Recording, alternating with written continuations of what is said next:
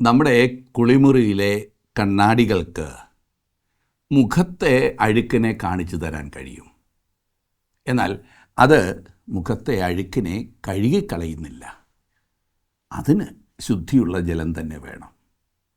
ഏറ്റവും നന്നായി നമ്മുടെ ജീവിതത്തിൻ്റെ കുറവുകളും പോരായ്മകളും മലിനതയും മനസ്സിലാക്കാൻ നമ്മെ സഹായിക്കുന്നത് എന്താണെന്നറിയാമോ? ആ മലിനതകൾക്ക് കൃത്യമായ പരിഹാരം നൽകുന്നത് എന്തായിരിക്കും?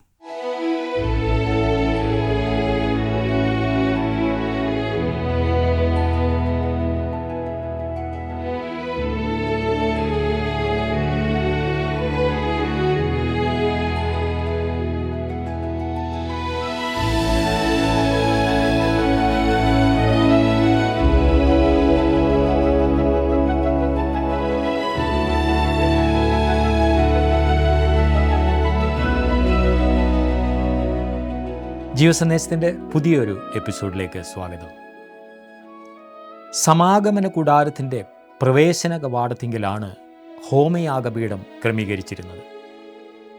ക്രിസ്തുവിൻ്റെ കാൽവറി യാഗത്തിൻ്റെ നിഴലായ ആ യാഗപീഠത്തെ കടന്നു മാത്രമേ തിരുനിവാസത്തിലേക്ക് പ്രവേശനമുണ്ടായിരുന്നുള്ളൂ.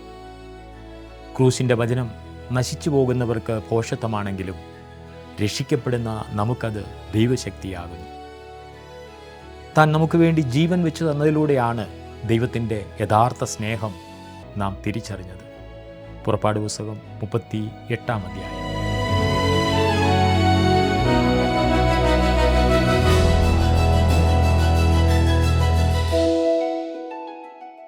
പുറപ്പാട് പുസ്തകം 38-ാം അധ്യായത്തിലും നാം സമാഗമന കൂടാരത്തെ സംബന്ധിക്കുന്ന കാര്യങ്ങൾ തന്നെയാണ് കാണുന്നത്.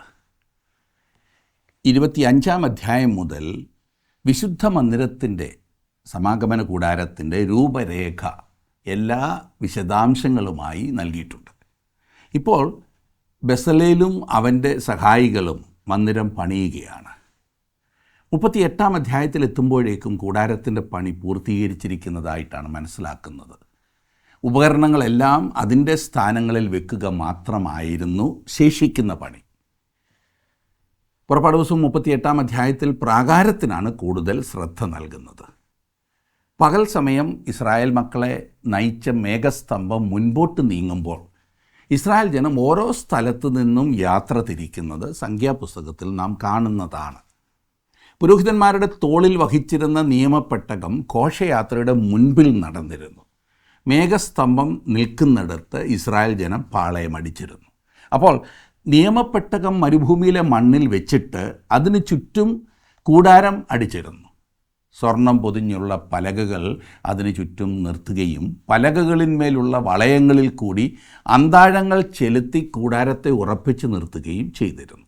പഞ്ഞിനൂൽ, ചുവപ്പിച്ച ആട്ടുകൊറ്റൻ തോൽ, കോലാട്ട് രോമം കൊണ്ടുള്ള മൂട് ശീലകൾ, തഹശുതോൽ എന്നിവ സംരക്ഷണത്തിനായി വിരിച്ചിരുന്നു. കൂടാരത്തിന് എല്ലാത്തിനും മീതെ തഹശുതോൽ കൊണ്ടുള്ള പുറംമൂടി വിരിക്കുമായിരുന്നു. പുറംമൂടിയായി എല്ലാത്തിനും മീതെ വിരിക്കപ്പെട്ടിരുന്ന തഹശുതോൽ മാത്രമാണ് പുറമേ ദൃശ്യമാകുന്നത്. അതിനാൽ പുറമേ നോക്കുമ്പോൾ യാതൊരു അഴകുമില്ലാത്തതായിട്ടത്രേ ഈ കൂടാരം നിലകൊള്ളുന്നത്.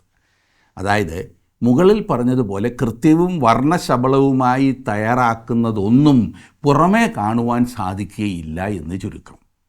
ഈ തഹശുതോൽ എന്ന് പറയുമ്പോൾ ഏതാണ്ട് നമ്മുടെ നാട്ടിൽ കുറുക്കനെ പോലെ ഇരിക്കുന്ന ഭൂമിയുടെ പാറകളിലും ഈ ദ്വാരങ്ങളിലുമൊക്കെ പാർത്തു വരുന്ന ഒരു വന്യമൃഗത്തിൻ്റെ തോലാണ്. ഇനി മറ്റൊരു വ്യാഖ്യാനം അനുസരിച്ച് ഡോൾഫിനെ പോലെയുള്ളതും തിമിംഗലത്തിൻ്റെ വർഗത്തിൽപ്പെട്ടതുമായ ഒരു മത്സ്യത്തിൻ്റെ അല്ലെങ്കിൽ കടലിൽ ജീവിക്കുന്ന ഒരു ജീവിയുടെ തോലാണ് ഈ തഹശുതോൽ.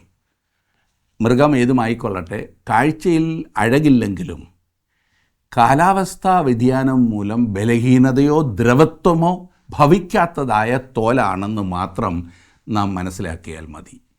ഈ മൂടുവിരികൾ ഓരോന്നിനും പ്രത്യേക അർത്ഥമുണ്ട്.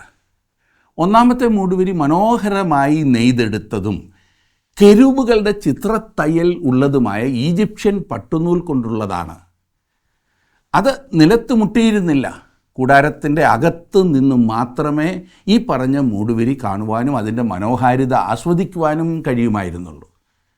ഞാൻ മുൻപ് സൂചിപ്പിച്ചതുപോലെ കൂടാരത്തെ സംബന്ധിക്കുന്ന ഓരോ കാര്യങ്ങളും ഏതെങ്കിലും തരത്തിൽ ക്രിസ്തുവിനെ ചിത്രീകരിക്കുന്നതായിരുന്നു. ഇവിടെ അത്തരമൊരാശയം കാണാം. നമ്മുടെ കർത്താവായ യേശു ക്രിസ്തുവിൻ്റെ സൗന്ദര്യത്തെ ലോകത്തിന് കാണുവാൻ കഴിയുകയില്ല എന്നതാണ് വാസ്തവം. അവിടുന്ന് 10,000-ങ്ങളിൽ സുന്ദരനാകുന്നു എന്ന് നാം പറയുമ്പോഴും പുറമേ നിന്ന് നോക്കിയാൽ ആ മനോഹാരിത ഒരിക്കലും അതിൻ്റേതായ അർത്ഥത്തിൽ മനസ്സിലാക്കുവാൻ സാധിക്കുകയില്ല. ലോകം അവനെ നോക്കുമ്പോൾ ഒരു സാധാരണ മനുഷ്യൻ, എന്നാൽ അവനെ ശരിയായി അറിഞ്ഞവർക്ക് മാത്രമേ അവൻ്റെ സ്നേഹത്തിൻ്റെ ആഴവും ആർദ്രതയുടെ സൗന്ദര്യവും വിശുദ്ധിയുടെ ശ്രേഷ്ഠതയും മനസ്സിലാക്കാൻ കഴിയൂ. യേശുവിനെ ക്രിസ്തു വിശ്വാസികൾ ആരാധിക്കേണ്ടത് ആവശ്യമാണ്. നാം അവനെ ഭക്ഷിക്കുക മാത്രമല്ല, അവൻ്റെ സൗന്ദര്യത്തിൽ അവനെ ദർശിക്കേണ്ടതുമാണ്. ഈ സമാഗമന കൂടാരത്തിൻ്റെ മനോഹരത്വം ഉള്ളിൽ നിന്ന് മാത്രം കാണുവാൻ കഴിയുന്നതായിരുന്നു എന്ന് ഞാൻ പറഞ്ഞല്ലോ. അതിൽ എല്ലാം തന്നെ ആരാധന, ദൈവത്തിന് സ്തുതിസ്തോത്രങ്ങൾ, വ്യക്തികൾക്ക് അനുഗ്രഹം എന്നിവയെ കുറിക്കുന്നതായിരുന്നു. 100 മുഴം നീളവും 50 മുഴം വീതിയും ഉണ്ടായിരുന്ന പുറത്തെ പ്രാകാരം പഞ്ഞിനൂൽ കൊണ്ടുള്ള മറശീല വെച്ച് മറച്ചിരുന്നു. അതിനകത്ത് താമ്രപീഠവും താമ്രത്തൊട്ടിയും വെച്ചിരുന്നു. ഇവിടെയായിരുന്നു പാപം കൈകാര്യം ചെയ്തിരുന്നത്. മനുഷ്യൻ കൂടാരവാതിൽക്കൽ വന്ന് പാപിയായി അവിടെ നിൽക്കുമായിരുന്നു. പുരോഹിതൻ ആ പാപിയായ മനുഷ്യനെ പുറത്ത് പ്രാകാരത്തിലേക്ക് ആനയിക്കുമായിരുന്നു. പാപിയായ മനുഷ്യൻ താൻ കൊണ്ടുവന്ന യാഗമൃഗത്തിൻ്റെ തലയിൽ തൻ്റെ വലതുകരം വയ്ക്കുമായിരുന്നു. ഒരു പാപിയായ വ്യക്തിക്ക് ചെയ്യാൻ കഴിയുന്നത് അത്രമാത്രമായിരുന്നു. അവിടെ മുതൽ പുരോഹിതനാണ് അവൻ്റെ പാപപരിഹാരത്തിന് വേണ്ടിയുള്ള കാര്യങ്ങൾ ചെയ്തിരുന്നത്. തുടർന്ന് പുരോഹിതൻ ആ മൃഗത്തെ കൊന്ന് അതിനെ യാഗപീഠത്തിൽ അർപ്പിക്കുമായിരുന്നു. പുരോഹിതൻ താമ്രത്തൊട്ടിയുടെ അടുത്തേക്ക് ചെന്ന് സ്വയം കഴുകിയതിന് ശേഷം വിശുദ്ധ സ്ഥലത്തേക്ക് പിന്നെ പ്രവേശിക്കുമായിരുന്നു. വിശുദ്ധ സ്ഥലത്ത് 3 ഉപകരണങ്ങളായിരുന്നു ഉണ്ടായിരുന്നത്. ഒന്ന് വിളക്ക് തണ്ട്, അല്ലെങ്കിൽ വിളക്ക് കാല്, കാഴ്ചയപ്പത്തിൻ്റെ മേശ, പിന്നെ ധൂപപീഠം. ഇവയെല്ലാം ആരാധനയെ കുറിക്കുന്നതാണ്. അടുത്തതായി വിശുദ്ധ സ്ഥലത്തെയും അതിവിശുദ്ധ സ്ഥലത്തെയും വേർതിരിക്കുന്ന തിരശീലയാണ്. ഈ തിരശീലയ്ക്കപ്പുറം പോകുവാൻ പുരോഹിതൻ ഒരിക്കലും ധൈര്യപ്പെട്ടിരുന്നില്ല.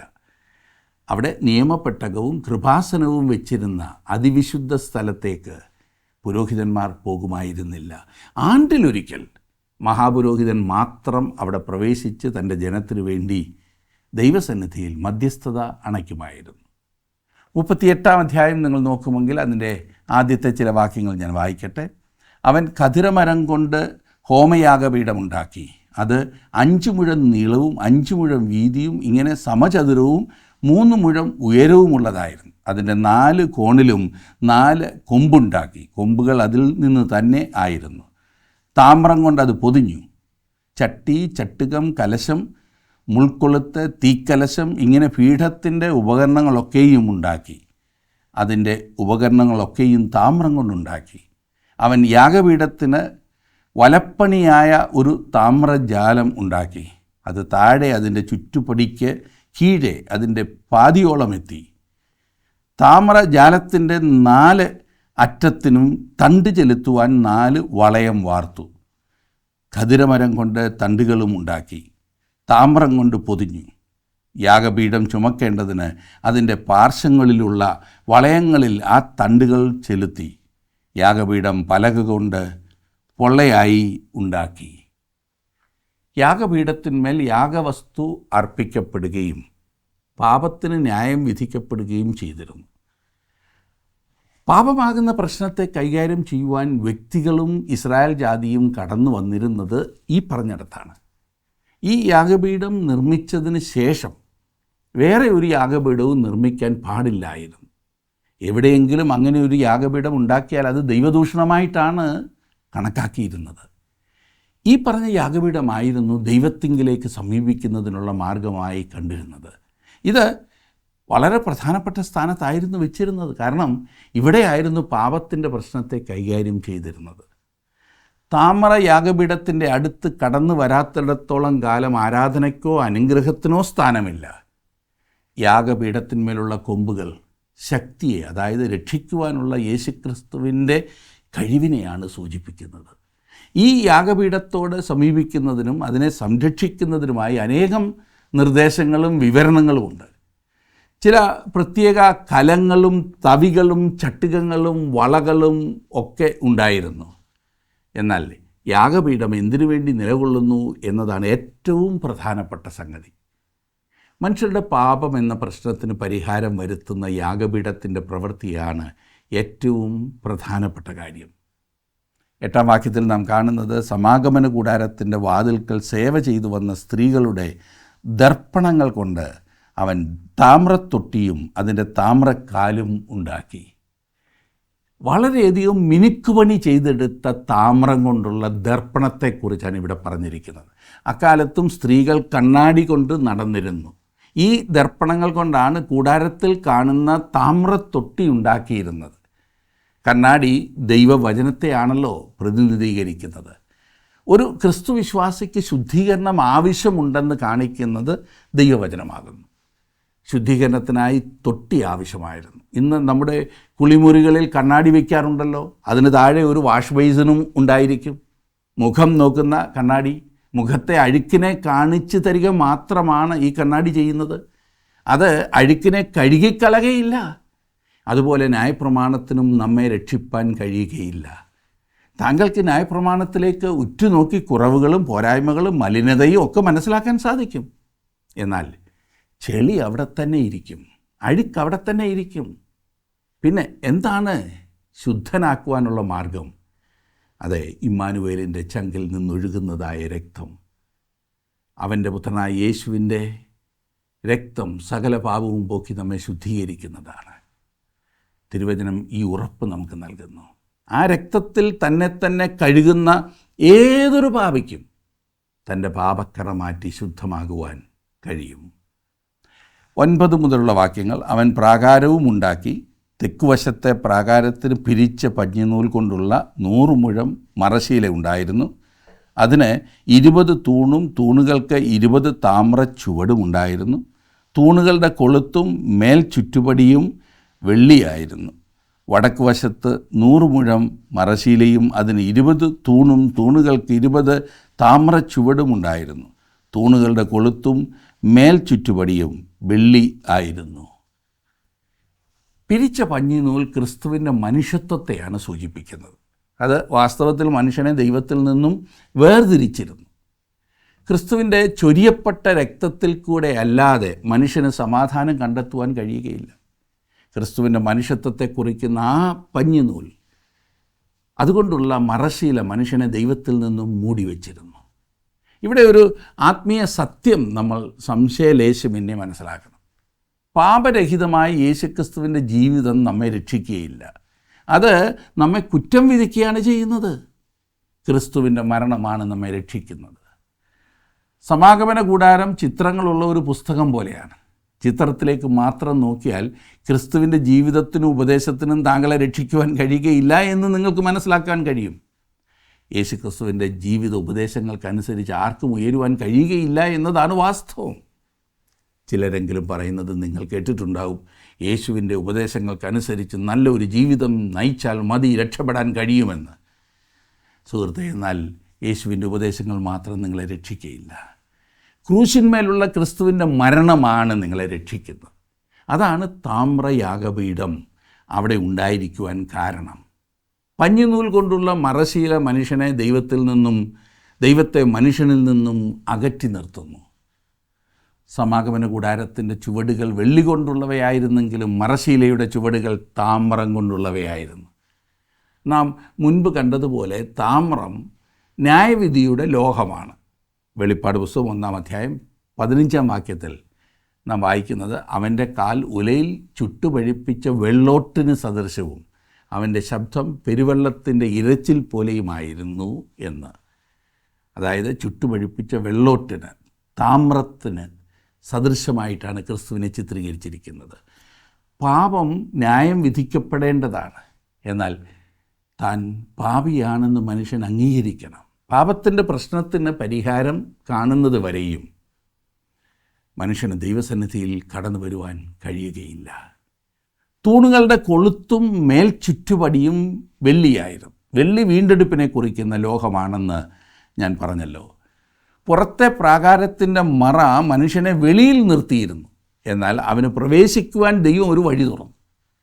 മനുഷ്യൻ്റെ പാപത്തെ ന്യായം വിധിക്കുന്നതിനും അവന് വീണ്ടെടുപ്പ് സാധ്യമാക്കിക്കൊണ്ട് അവനെ ക്രിസ്തുവിൻ്റെ നീതീകരണം ധരിപ്പിക്കേണ്ടതിനും ദൈവം ഒരു വഴിയൊരുക്കി. സമാഗമന കൂടാരത്തെ ശരിയായി പഠിച്ചാൽ സുവിശേഷം മനസ്സിലാക്കുവാൻ നമുക്ക് കഴിയും. ദൈവം അത് നമുക്ക് ചിത്രരൂപേണ നൽകിയിരിക്കുകയാണ്. സമാഗമന കൂടാരത്തിലൂടെ പ്രാകാരത്തിലേക്ക് പ്രവേശിക്കുവാൻ ഒരു വാതിലുണ്ടായിരുന്നു. മനുഷ്യൻ മറ ചാടി അകത്ത് കടന്നിരുന്നില്ല, അവന് വാതിൽ വഴിയായി കടന്നു വരേണ്ടിയിരുന്നു. 18 മുതലുള്ള വാക്യങ്ങളിൽ നാം കാണുന്നത്, എന്നാൽ പ്രാകാരവാതിലിൻ്റെ മറശീല നീലനൂൽ, ധൂമ്രനൂൽ, ചുവപ്പുനൂൽ, പിരിച്ച പഞ്ഞിനൂൽ എന്നിവ കൊണ്ട് ചിത്രത്തയ്യൽ പണി ആയിരുന്നു. അതിൻ്റെ നീളം 20 മുഴവും അതിൻ്റെ ഉയരമായ വീതി പ്രാകാരത്തിൻ്റെ മറശീലയ്ക്ക് സമമായി 5 മുഴവുമായിരുന്നു. അതിൻ്റെ തൂണ് 4 അവയുടെ ചുവട് 4 താമ്രമായിരുന്നു. കൊളുത്തും കുമിഴുകൾ പൊതിഞ്ഞിരുന്ന തകിടും മേൽ ചുറ്റുപടിയും വെള്ളിയായിരുന്നു. തിരുനിവാസത്തിനും പ്രാകാരത്തിനും 4 പുറവുമുള്ള കുറ്റികളൊക്കെയും താമ്രമായിരുന്നു. മോശയുടെ കൽപ്പന അനുസരിച്ച് പുരോഹിതനായ അഹ്റോൻ്റെ മകൻ ഇഥാമാർ മുഖാന്തരം ലേവ്യരുടെ ശുശ്രൂഷയാൽ കണക്ക് കൂട്ടിയതുപോലെ സാക്ഷ്യകൂടാരമെന്ന തിരുനിവാസത്തിനുണ്ടായ ചെലവ് എന്തെന്നാൽ, യഹൂദാ ഗോത്രത്തിൽ ഹൂരിൻ്റെ മകനായ ഊരിയുടെ മകൻ ബെസലേൽ മോശയോട് യഹോവ കൽപ്പിച്ചതൊക്കെയും ഉണ്ടാക്കി. അവനോടുകൂടെ ദാൻ ഗോത്രത്തിൽ അഹീസാമാക്കിൻ്റെ മകനായി കൊത്തുപണിക്കാരനും കൗശലപ്പണിക്കാരനും നീലനൂൽ, ധൂമ്രനൂൽ, ചുവപ്പുനൂൽ, പഞ്ഞിനൂൽ എന്നിവ കൊണ്ട് ചിത്രത്തയ്യൽ പണി ചെയ്യുന്നവനുമായ ഒഹലിയാബും ഉണ്ടായിരുന്നു. വിശുദ്ധ മന്ദിരത്തിൻ്റെ സകല പ്രവൃത്തിയുടെയും പണിക്ക് വഴിപാടായി വന്ന് ഉപയോഗിച്ച പൊന്ന് വിശുദ്ധ മന്ദിരത്തിലെ തൂക്കപ്രകാരം ആകെ 29 താലന്തും 730 ശേക്കലും ആയിരുന്നു. ഈ വസ്തുക്കളും നിറങ്ങളുമെല്ലാം ക്രിസ്തുവിൻ്റെ ആളത്വത്തെയാണ് സൂചിപ്പിക്കുന്നത്. നീലനിറം അത് യേശുക്രിസ്തുവിൻ്റെ ദൈവത്വത്തെയും അവൻ സ്വർഗത്തിൽ നിന്ന് വന്ന് മനുഷ്യൻ്റെ രക്ഷയ്ക്കായി ഭൂമിയിൽ പാർത്തു എന്ന് സൂചിപ്പിക്കുന്നതാണ്. ചുവപ്പ് അത് യേശുവിൻ്റെ മഹത്വത്തെയും അവൻ മനുഷ്യജാതിക്ക് വേണ്ടി ചൊരിഞ്ഞ അവൻ്റെ രക്തത്തെയും കുറിക്കുന്നു. ചുവപ്പും നീലയും കലർന്നതായ ധൂമ്ര നിറം അത് യേശുവിൻ്റെ രാജ്യത്വത്തെയാണ് ചൂണ്ടിക്കാണിക്കുന്നത്. അവൻ യഹൂദന്മാരുടെ രാജാവായി പിറന്നവനാണ്. വാതിലിന് പുറത്തെ മറശീലയോളം തന്നെ ഉയരമാണ് ഉണ്ടായിരുന്നത്. ഏകദേശം 7.5 അടി ഉയരമായിരുന്നു അതിനുണ്ടായിരുന്നത്. ഈ വാതിലിൽ കൂടി അല്ലാതെ പ്രാകാരങ്ങളിൽ കടന്നു ചെല്ലുവാൻ വേറെ മാർഗം ഒന്നുമില്ലായിരുന്നു. ഏത് പാപിക്കും കടന്നു വരത്തക്കവണ്ണം ഇത് വിസ്താരമേറിയ വാതിൽ ആയിരുന്നു. എന്നാൽ ഈ വാതിലിൽ കൂടി മാത്രമേ ഒരാൾക്ക് കടക്കുവാൻ കഴിയുമായിരുന്നുള്ളൂ. ചാടിക്കടക്കുവാൻ അവകാശമില്ലായിരുന്നു. ഞാൻ തന്നെ വഴിയും സത്യവും ജീവനുമാകുന്നു, ഞാൻ മുഖാന്തരമല്ലാതെ ആരും പിതാവിൻ്റെ അടുക്കൽ എത്തുന്നില്ല എന്ന് യേശുക്രിസ്തു പറഞ്ഞപ്പോൾ യോഹന്നാൻ എഴുതിയ സുവിശേഷം 14-ാം അധ്യായം 6-ാം വാക്യത്തിൽ പ്രാകാരത്തിലേക്കുള്ള വാതിലാണ് അവൻ എന്നാണ് അർത്ഥമാക്കിയത്. ഒരു വ്യക്തിയെ ദൈവസന്നിധിയിലേക്ക് നയിക്കുന്ന 3 വാതിലുകളിൽ അടുത്തത് വിശുദ്ധ സ്ഥലത്തേക്കുള്ള വാതിലാണ്. അതിനെ സത്യത്തോട് ഉപമിക്കാം. ഒന്നാമത്തേത് വഴി, 2 സത്യം. നിങ്ങൾ ദൈവത്തെ ആരാധിക്കുവാൻ പോകുന്നുവെങ്കിൽ അവനെ ആത്മാവിലും സത്യത്തിലും വേണം ആരാധിക്കേണ്ടത്.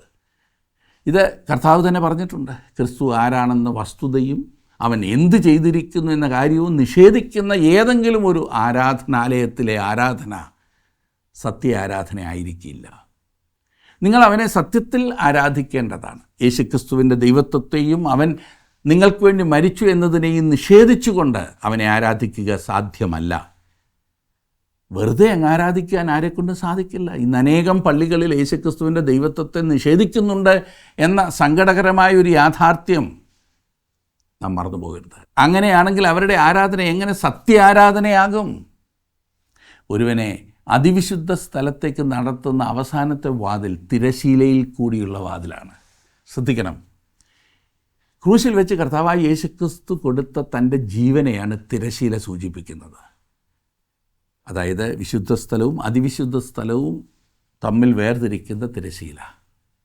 കർത്താവിൻ്റെ മരണസമയത്ത് ദൈവാലയത്തിലെ തിരശ്ശീല മേൽ തൊട്ടടിയോളം കീറിപ്പോയി എന്ന് നാം വായിക്കുന്നു.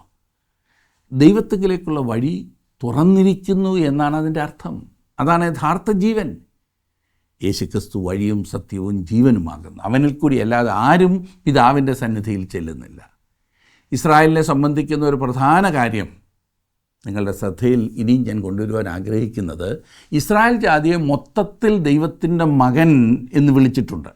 എന്നാൽ ഇസ്രായേലിലെ യാതൊരു വ്യക്തിയെയും വ്യക്തിപരമായി മകൻ എന്ന് ദൈവം വിളിച്ചിട്ടില്ല.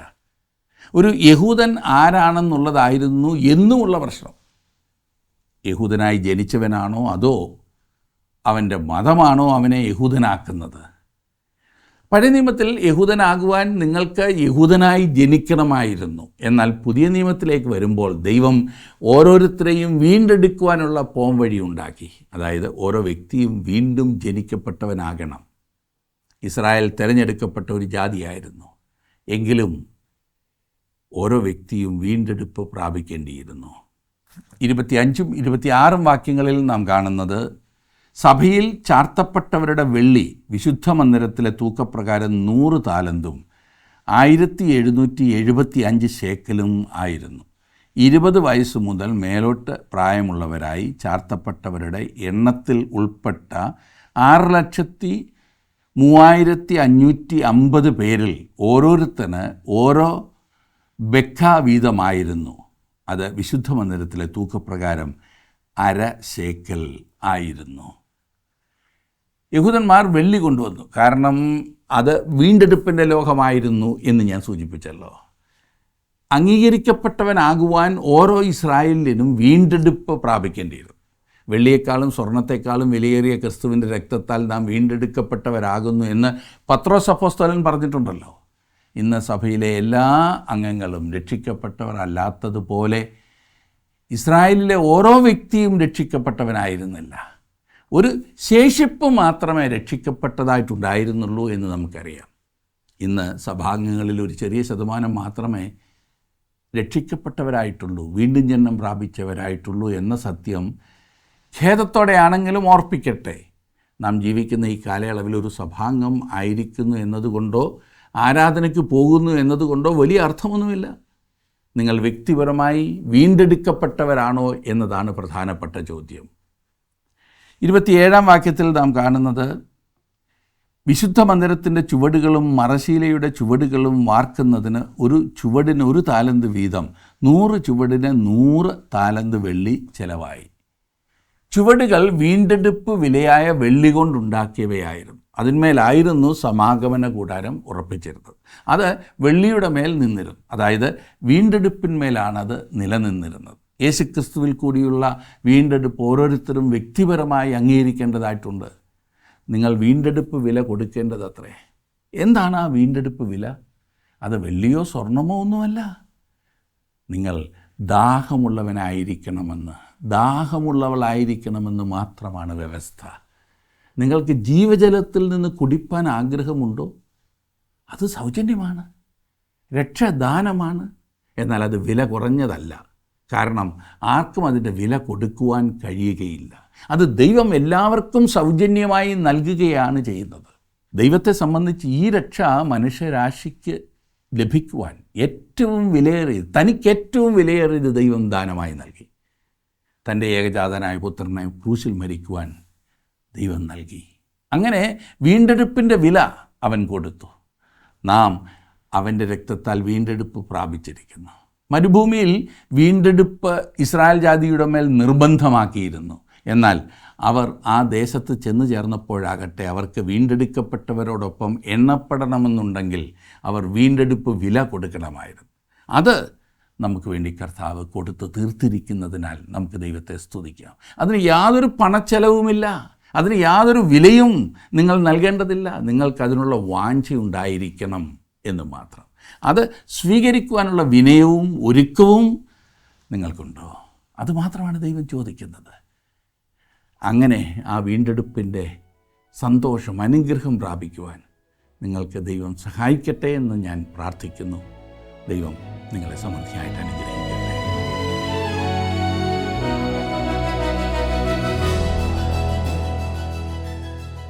സമാഗമന കൂടാരവും അതിൻ്റെ പ്രവൃത്തികളും ദൈവനിവാസത്തിനു വേണ്ടിയുള്ളതായിരുന്നുവെങ്കിലും അതിൻ്റെ പിന്നിലെ മാനുഷിക പ്രയത്നവും ത്യാഗവും അതിൻ്റെ ചിലവുകളും വിസ്മരിക്കുവാൻ നമുക്ക് കഴിയുകയില്ല. ദൈവരാജ്യത്തിൻ്റെ വ്യാപനത്തിനായി രാവും പകലും അക്ഷീണം പ്രയത്നിക്കുന്ന ദൈവദാസന്മാർ ഇത്തരുണത്തിൽ നമ്മുടെ ഓർമ്മയിൽ വരുന്നത് സ്വാഭാവികമാണ്. മഹാപ്രതിഫലമുള്ള നിങ്ങളുടെ ധൈര്യം തള്ളിക്കളയരുതെന്ന തിരുവചനത്തിൻ്റെ ആഹ്വാനം നമ്മുടെ ഹൃദയത്തിൽ എപ്പോഴും നിലനിൽക്കട്ടെ.